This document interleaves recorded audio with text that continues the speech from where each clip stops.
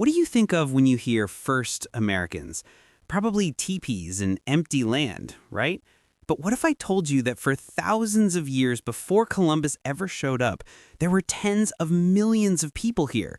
I'm talking massive cities that rivaled European capitals, insane astronomy, and thousands of different cultures.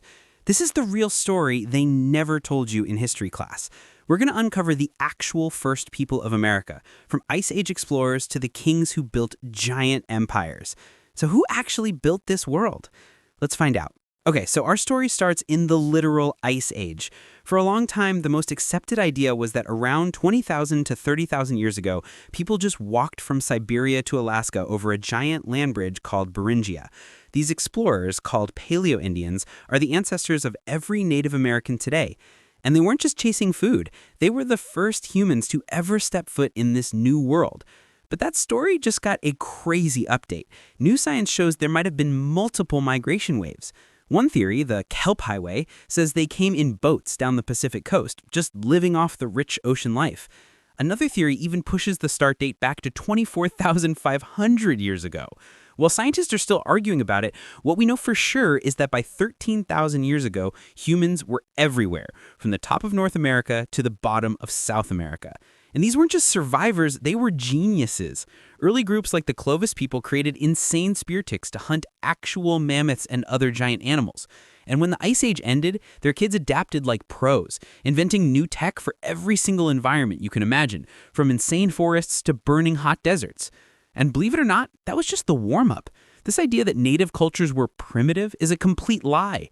They invented farming all by themselves between 5,000 and 9,000 years ago, no help from Europe or Asia. In modern-day Mexico, they domesticated corn, and it was a game changer. This one plant led to a population explosion and let them build insane civilizations starting all the way back in 1200 BCE. Way before any Europeans got here, massive cities were being built and collapsing. 2,000 years ago, you had the ancestral Puebloans, the Maya, the Aztecs, and the Mississippian cultures building incredible societies. But the most mind-blowing example is the lost city of Cahokia, right next to modern-day St. Louis. At its peak around 1100 CE, this place had up to 20,000 people. That's literally similar to or even bigger than London was at the time. The city was 6 square miles with over 120 giant man-made mounds.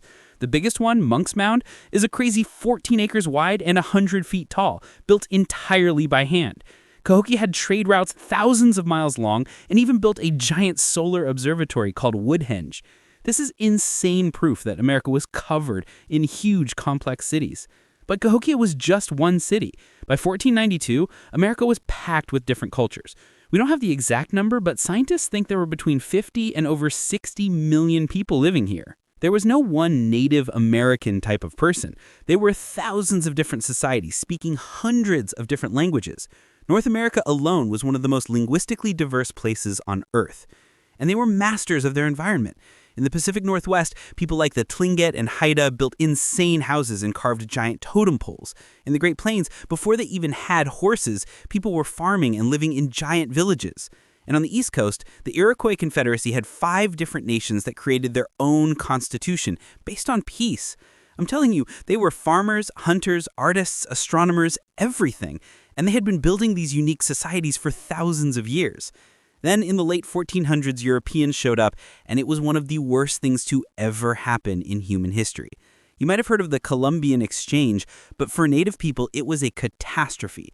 Europeans brought diseases like smallpox and measles that the people here had zero immunity to.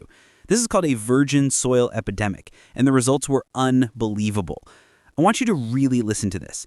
In the Great Dying, between 80 and 95% of the entire Native American population died in the 150 years after 1492. That's not a typo. Up to 95%. Millions of people were wiped out. Whole civilizations vanished in a single generation. And this wasn't an accident. This collapse is what made it possible for Europeans to come in and take all the land. It was an apocalypse that changed the world forever. And it didn't stop there. The next few hundred years were filled with violence, broken promises, and a massive plan to steal all of their land and destroy their culture. The U.S. government literally created a brutal policy called Indian removal. In 1830, President Andrew Jackson signed the Indian Removal Act, giving the government the power to force native nations off their land in the east and move them west. They said it was voluntary, but it was a lie. They forced tens of thousands of people from their homes. The most infamous example was the Trail of Tears. Between 1830 and 1850, they marched around 60,000 people from the Cherokee, Choctaw, Chickasaw, Creek, and Seminole nations out of their homes. The Cherokee removal in 1838 was horrific. Men, women, and children were marched for hundreds of miles. Nearly 4,000 Cherokee people died on that journey from starvation, disease, and exposure. And then in 1887, they passed the Dawes Act to break up all the reservations and sell the extra land. Do you know what happened? They took over 90 million acres of land from native tribes. 90 million. It was a complete disaster designed to destroy their entire way of life. But this story doesn't end with being conquered. It's a story of insane resilience. After hundreds of years of violence and having everything taken from them, Native people never gave up. Today, there are nearly 10 million people in the U.S. who identify as American Indian or Alaska Native. There are 574 federally recognized tribes in the U.S. as of early 2024, and each one is its own sovereign nation. But they are still fighting every single day. The after effects of all this history are severe. Native Americans have the highest poverty rate of any major racial group in the country and still struggle with underfunded schools and healthcare. But there is a massive comeback happening right now. Communities are bringing back their traditions and languages from the brink of extinction. They are fighting to get their sacred artifacts back from museums and teaching the next generation. They are not a history lesson. They are diverse, modern nations fighting for their future. Their history is American history, and their presence is shaping our future right now. If your mind is as blown as mine, subscribe right now because we are going to uncover so much more hidden history. And I want to know, comment below, what part of the story shocked you the most? From Ice Age explorers hunting mammoths, to building a city bigger than London, to surviving a 95% population drop and leading sovereign nations today, the real history of Native Americans is absolutely insane. It's way more complex and incredible than anything you were taught in school. And if you don't understand this story, you don't understand America itself. Thanks for watching.